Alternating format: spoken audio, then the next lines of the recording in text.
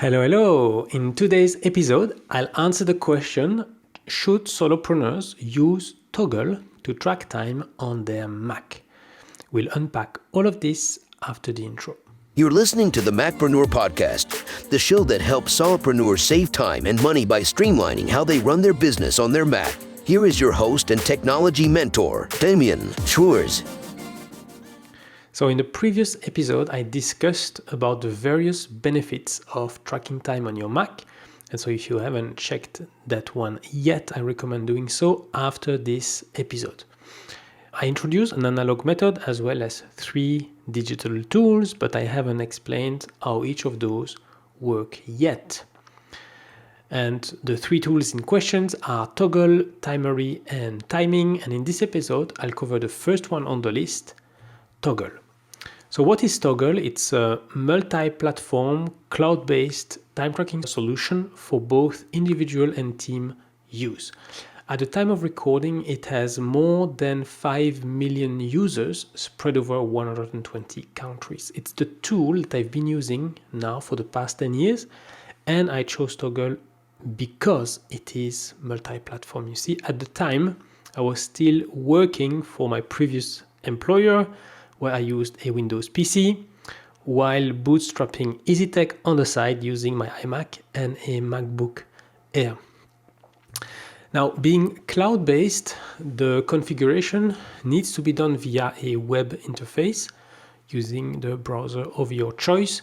And the configuration is pretty simple. You just need to define 4 things: the workspace name, then the clients associated to this workspace, then the projects associated to each client, and finally, you can configure and define tags that can be associated to each time entry.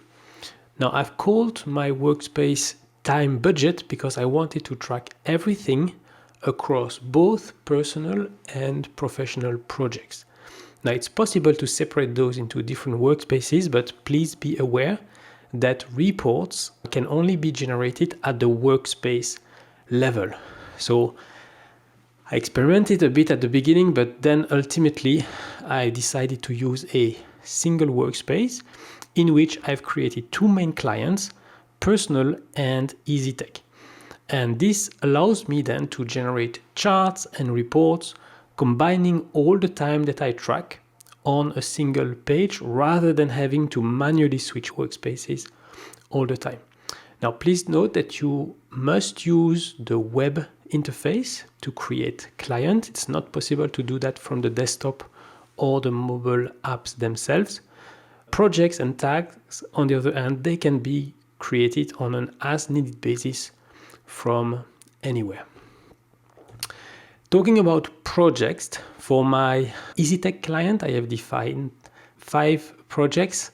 The first one is called On the Business, and I put time entries on that project when I strategize or when I work on my business goals and my business plans.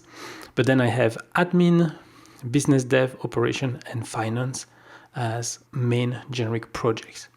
On the personal side, I have 6 projects: spouse, kids, relationships, me time, distraction, and one that combines several things together. It's called admin plus house plus errands. I didn't want to separate those, so I've put these 3 kinds of projects together. And so that's how I've done it. The final thing to configure after these projects and clients are the tags. And so the same way that you can apply tags to files and folders in Finder on your Mac, or you can also apply tags in Gmail messages, with Toggl, it's possible then to attach multiple tags to a task or a time entry. Tags have another benefit. They allow to slice and dice our reports at a much more granular level than simply at the project level. And because we can apply the same tags to different projects, we can then do some reporting across projects. And for instance, whenever I have a training gig for a client, I need to engage in different tasks like preparing the material, driving to the client's office, preparing the room, or setting up a virtual environment if it's an online training. Then I facilitate the session, I need to prepare an invoice and so on. So based on my process, I have created tags like something called project related. I have NVA off session. So NVA stands for non-value added off session time.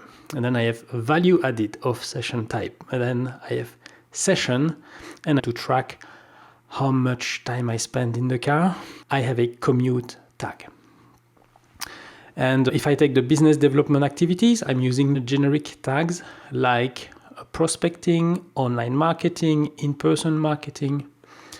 And also, in addition to my freelance training business, I'm also the director consultant of a BNI group here in Luxembourg. So anything that is related to that activity is tagged BNI, regardless of the project it falls into. And it actually thanks to that tag that I know that this role takes about 10% of the time I spend for EasyTech.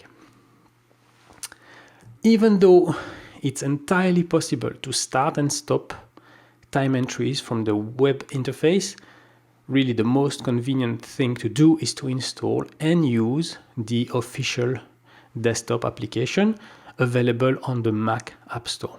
Now, because it's multi-platform, you can also install it on your iPhone, on your iPad, on the Apple Watch, on an Android device, and on Windows. Now, if you collaborate with other freelancers, or if you have a virtual assistant, they can also install Toggl then on their device, doesn't matter which platform, and you can then collaborate and they can track time on the same projects as you. Now, the desktop app offers two views and you can easily switch between those two. There is a list view which shows all the time entries that you have in reverse chronological order. And then we have a day view that shows the calendar events. So if you link it to your calendar, you will then be able to see those events alongside your time entries.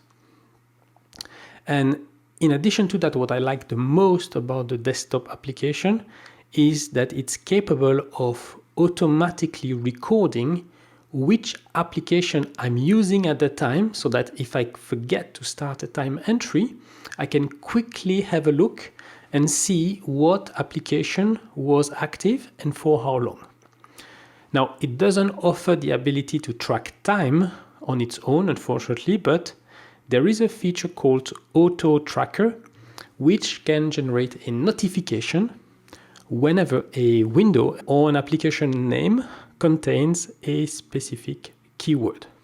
Now, you will still need to act on that notification to start the time entry, and you will need to manually enter the task, right? The thing that you're doing related to that project.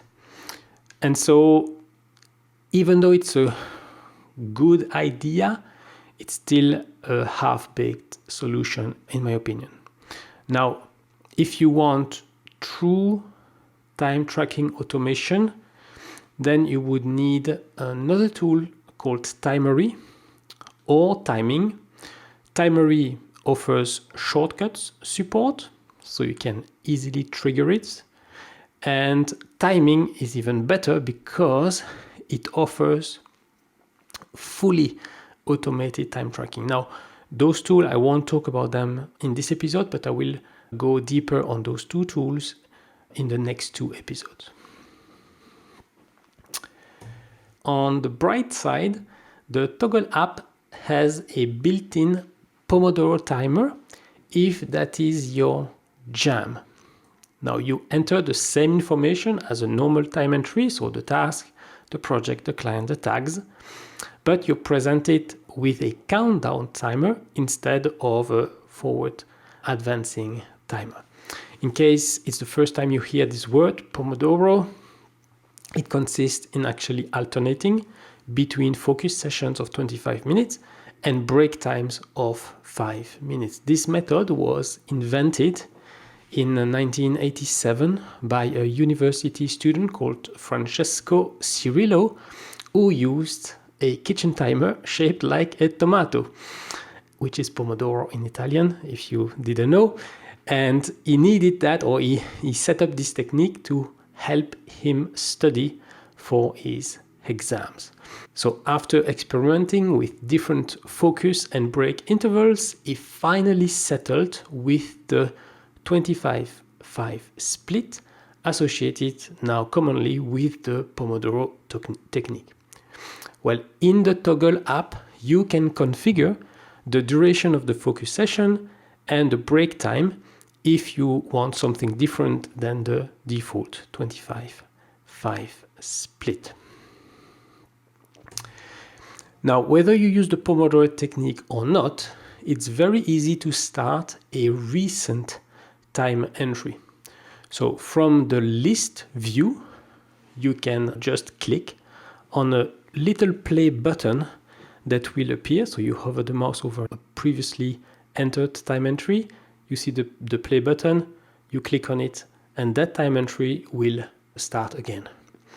Now, if you don't see a recent time entry that has the text that you would use and the tags and the project and so on, you can click inside the time entry field, you type a few letters, and then it's enough to show you a list of time entries, even further in the past, that contains those letters. And so it's a matter of just selecting one of the existing time entries, and everything is pre-populated for you: the project, the client, and the tags. So here are other things that I really like about Toggl. First off, everything that I need is available with the free plan. Yes, you heard it right. I've been using it for the past 10 years and it hasn't cost me a penny. It has, in addition to that, very great reporting via the website. So via the Toggl site, I can get in-depth report which provide me insights into how I spend my time. And so as a consequence, it helps me make informed decisions and optimize my workflow. Because it's a cloud-based solution, it integrates natively with Google and Outlook calendars. So you can natively synchronize events and then convert those events into timed entries. It also integrates natively with tools like Asana, Jira, Salesforce, Adobe Photoshop, and Adobe XD. Now, please note that some of these integrations require a paid subscription, so you can't have everything totally for free. And for all the other web applications, there is an integration possible via a browser extension, but only available on Chrome, Edge, and Firefox browsers. So thanks to this extension, whenever you are in Slack, Trello, Basecamp, Podio, WordPress, and hundreds more web applications, it's a matter of clicking a button and you can very quickly and easily start a time entry. And on top of that, Toggl supports team collaboration, so making it suitable for solopreneurs who work with others or who need to share time tracking data with their clients or their VA. Now, with the free plan, you can have up to 5 collaborators on your workspace. On the other hand, there are a few things that I dislike about the Mac application, specifically the Mac app.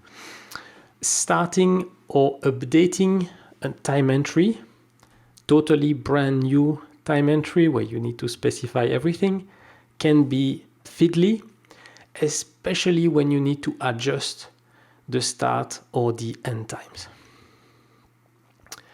I really don't like the fact that to access the reports, to add or to update clients, I need to open the web app. There is a small icon in the menu bar. And when you click on that menu bar icon, you have a report section. You click on that, it will open your default browser, ask you to log in, and only after that can you actually analyze the data. And because I really like automation a lot, I'm really not happy that the Toggl Mac app does not support anything related to the shortcuts application. So on iPhone and iPad, yes, it's possible to start and stop time entries via automation, via shortcut triggers, but unfortunately not on the Mac, at least at the time of recording. And in the end, it's because I got tired of those 3 things that I finally made the jump to Timery, which I will talk about in more details in the next episode. And so, to recap what we covered today, Toggl is a really great tool for solopreneurs who need basic capabilities for free.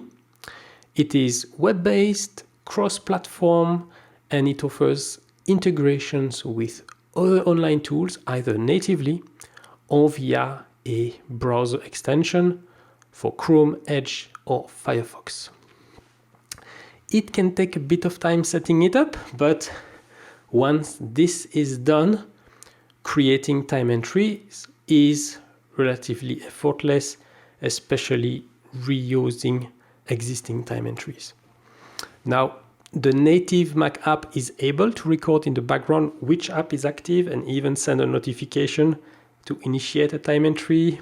Now, if you're a fan of the Pomodoro technique, you will obviously love Toggl because it has these capabilities built in.